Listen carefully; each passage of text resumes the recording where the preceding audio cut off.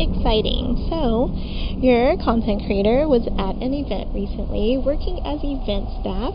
For this one, I was not the event content creator, but I want to talk about some event planning that I would have done a lot better on this one that would have made for a much smoother event. I got to hear a lot of feedback from guests, which is going to make this extremely beneficial for those that are in event management or event planning.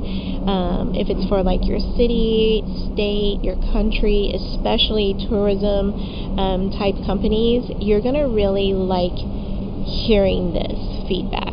So let's sit back and watch the event, and here's some really good tips and guides on planning an event, especially a big one, at the beach, coastal area, or even you may consider this in the city or something like that. But so this one was on the beach, and so it was coastal. It was literally on the beach itself. Now, number one, the actual way that they put the bleachers were backwards. Why would you put people's back to the ocean? People bought a ticket to come to your event because it was something that they would be able to say, hey, I went to the beach and I got to watch a really cool event.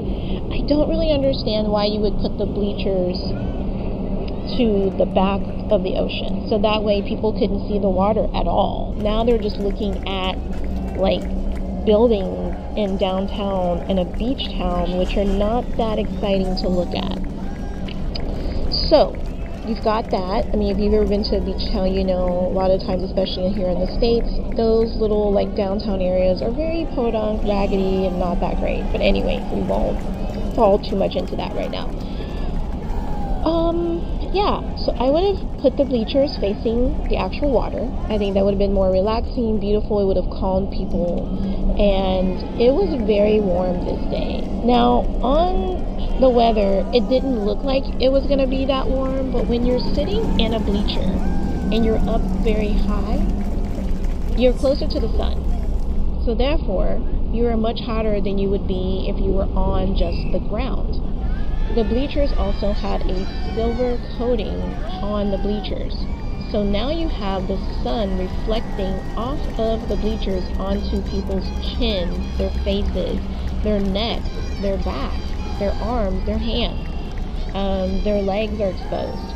But what's mainly getting burnt the most is their face and chins, because that's the most delicate areas, even though we all were wearing sunblock. I would have had shade. That way the sun would not have reflected so harshly off of the bleachers and onto people's faces. So I would have had some form of a canopy that was attached to the bleachers. When I talked to the vendor, I would have asked, do they provide this? So I was really shocked to see that that was not a part of it, especially since we had VIP ticket holders.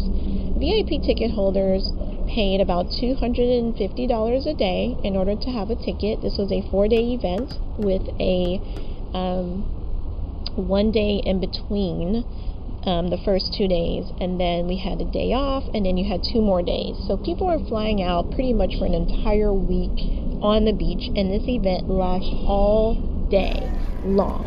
It doesn't end until 5 or 6 p.m. in the evening. So you were there the whole time of the heat of the day. You're there in the morning at 7 or 8 in order to get a good spot on the bleachers, which also brings me to, there was no numbering system on the bleachers. So you bought a ticket with just first come, first serve. So the people who paid $250 for the VIP were sitting in the lower front bleachers, and they had like a chair with a chair back. But then the people in the $50 seats, what people call the cheap seats, which, you know, that's relative. $50 to you may be a lot, and $50 to someone else may not be, but that's what they call them. And those people did not have a seat back because, yes, it's just a bleacher. They knew that ahead of time, so, you know, they brought the things that they needed to make them feel comfortable. But even though it is on the beach, I do still think that there should have been covering. I do think there should have been numbered seats. I do think there should have been some form of if you wanted event staff to make sure that people like moved down and squeezed in and things like that, I think there should have been enough seats, enough room for people to have been able to breathe, because it was way too hot to have people sitting right up on each other. And I think the way that they measured in order to get enough people in there was not adequate. So people were like different sizes than others, and to me, in order to fix this problem, is that you would take a much larger person and you would multiply your seat area per that, rather than taking your tiniest person and then trying to get as many people into one bleacher as possible. So those are things that I would have done better right off the bat, like from the get-go. Now let's talk about their website. The website, I would have talked about things like where to park, the entrance, hotels, things like that. And none of that was displayed on the website. I would have also had a phone number, because a lot of people who are able to afford things like this sometimes are elderly, and they want to know how far they're going to have to walk from their hotel in order to get to the front door. And if there's a hotel surrounding the entire place, which there was, there's no sense in not having a phone number to where if someone did have those sort of questions, just like if you were checking into a hotel itself, you'd have a phone number. Well, if you're going to have an event, have a phone number. At the very least, have an email address. I don't think that people should be able to throw up an event and not have any contact information at all.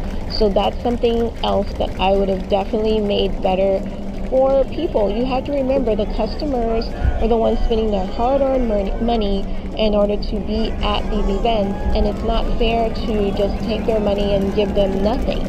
Now let's talk about the VIP experience for something like this that's on the beach.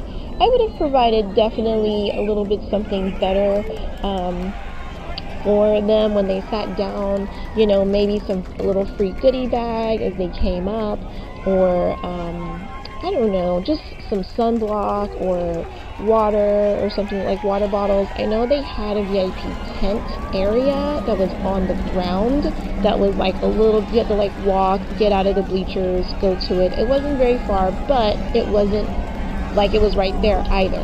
So you had to go up and down the stairs and the bleachers in order to get to that VIP tent. Like I said, we had a lot of elderly people, and I just think that like they did not think this through when it came to that. They also had a lot of people who were they were on walkers, so they weren't able to walk up and down the bleachers very well, and like I did not want anybody to fall. That would have just like really crushed my heart. And I think that like for an event like this, you have to make sure that even though it's outdoor and this and that, and it's like, okay, still provide something on the actual ground that people can get to and sit in a seat on the ground if you were ADA, right? Don't try to do this whole, we're on the sand, and then try to get people to have to walk up bleachers or have to go up ramps and all this stuff. It's a lot of things happening when you're at the beach already. And yes, they did put like flooring down to try to help with you're not just walking directly on the sand, but it's still very, very hard in order to maneuver around that.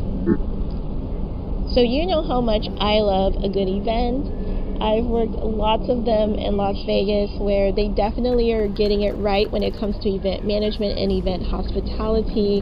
They just really understand events so well, and that's where a lot of my knowledge comes from. Also, I am a school teacher, so teaching is a gifting of mine, and I love getting to share just things that I observe, things that I think that could be better, things that will make events run a lot smoother. And I hope that you've learned something from this. I hope that this has been like a good takeaway from you. I'd love to hear from my event managers and event hospitality folks in the comments on this one. I just want to hear what you thought about what I would do for planning. Do you think that those things would work in your eyes to make events go a little bit smoother? The one that was like this one specifically, do you think that like it's something that you would do, or do you think it's just like a big no way, they don't care, deal with it, and things like that? I want to hear it, even if it's that kind of feedback. Let me know, guys, and I hope that you've enjoyed getting to watch a little bit of the events. Probably some of you turned off the sound and just watched it without. Haha, I still did a little voiceover for those that wanted to learn, though. See you in the next one. Bye.